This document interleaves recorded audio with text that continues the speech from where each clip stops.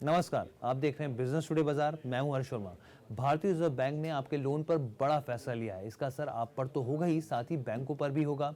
क्या है ये पूरा फैसला, मैं आपको बताऊंगा, लेकिन उससे पहले आपको गुजारिश है कि हमारे चैनल बिजनेस टुडे बाजार को लाइक, शेयर और सब्सक्राइब करना बिल्कुल मत भूलिएगा।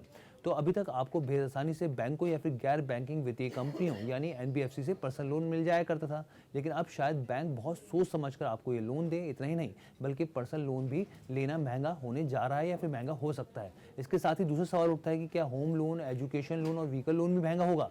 तो तमाम सवालों को आपको जवाब मिलेंगे। आपको मैं पूरा फैसला समझाऊंगा कि आरबीआई का पूरा फैसला क्या है और उससे आपकी जेब पर क्या असर होगा। लेकिन आपसे गुजारिश है कि हमारे चैनल को आप जरूर लाइक, शेयर, सब्सक्राइब जरूर कीजिएगा।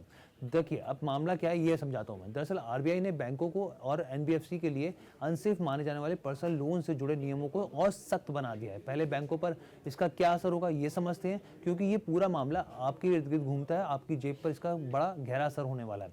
तो आरबीआई ने नियमों में बदलाव के साथ ही रिस्क वेट को 25% और बढ़ा दिया है। इसका मतलब ये हुआ कि बैंकों को कंज्यूमर लोन बांटने के साथ ही उतना ही जो पैसा था वो अपने पास सेफ्टी के तौर पे रखना होता था। अब इसी रकम को और बढ़ा दिया गया है, यानी कि हाई रिस्क वेट। इसका मतलब ये हुआ कि जब अनसेफ माने जाने वाले पर्सनल लोन की बात आती है तो बैंकों को अलग से ज्यादा राशि का प्रावधान करना होता है, और अब यही करना होगा। दूसरे शब्दों में कहें तो ये वेट जो है वो बैंकों की लोन देने की क्षमता को सीमित करता है। मान लीजिए कि पहले बैंकों को अपने पास 100 रुपये अलग से रखने होते थे, लेकिन अब इस फैसले के बाद ये 125 रुपये रखने होंगे उनको, यानी कि 25% की बढ़ोतरी साफ तौर पर इसमें की गई है। इसी को रिस्क वेट कहा जा रहा है, यानी कि रिस्क के वेट को और बढ़ाया जाएगा।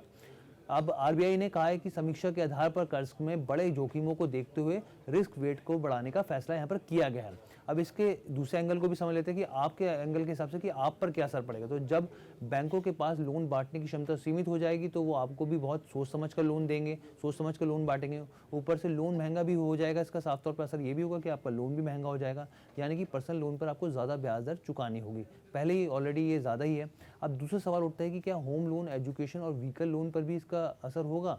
क्या ये महंगे होने जा रहे हैं? तो इसका जवाब है नहीं। संशोधित नियम होम लोन, एजुकेशन और व्हीकल लोन सहित कुछ कंज्यूमर लोन पर ये लागू नहीं होंगे।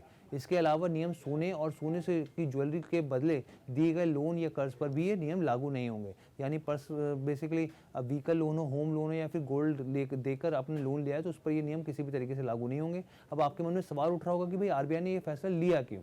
तो सबसे पहले जान लीजिए कि अनसिक्योर्ड लोन होता क्या है। तो अनसिक्योर्ड यानी कि वो लोन जिस पर कोलैटरल की जरूरत नहीं होती है। और reserve bank governor Shaktikanta Das बार बार यही बोल रहे थे कि कंज्यूमर लोन की कैटेगरी में कुछ लोन में जरूरत से ज्यादा बढ़ोतरी हो रही है, यानी कि बैंक और एनबीएफसी जो है अनसिक्योर्ड लोन धड़ल्ले से बांट रहे हैं। यही सबसे बड़ी चिंता थी आरबीआई गवर्नर की। अगर मैं आपको एक आंकड़े से समझाऊं तो वित्त वर्ष 2018 से 23 तक 26% की सीजीआर की बढ़ोतरी हुई है, यानी कंपाउंड एनुअल ग्रोथ रेट की बात की जाए तो 26% के हिसाब से अनसिक्योर्ड लोन जो बड़ा है, जो बैंक लगातार कंज्यूमर को बांट रहे हैं। और आरबीआई को यही सबसे बड़ा रिस्क लग रहा था कि ये पैसा कहीं डूब ना जाए, क्योंकि हम लगातार देखते हैं कि एक एनपीए बहुत बड़ा कंसर्न बना हुआ था और अब जाकर बैंकों की स्थिति साफ हुई है, सुधरी है, बैलेंस शीट बेहतर हुई है। और इसी चक्कर में आरबीआई गवर्नर ने ये फैसला उठाया है जो सीधा आपकी एक जेब पर इंपैक्ट डालेगा। तो कैसी लगी आपको ये वीडियो, आप हमें कमेंट करके जरूर बताइएगा। बिजनेस टुडे बाजार के साथ जुड़ने के लिए आपका बहुत बहुत धन्यवाद। वीडियो पसंद आया तो हमें लाइक, कमेंट, शेयर और सब्सक्राइब जरूर करें।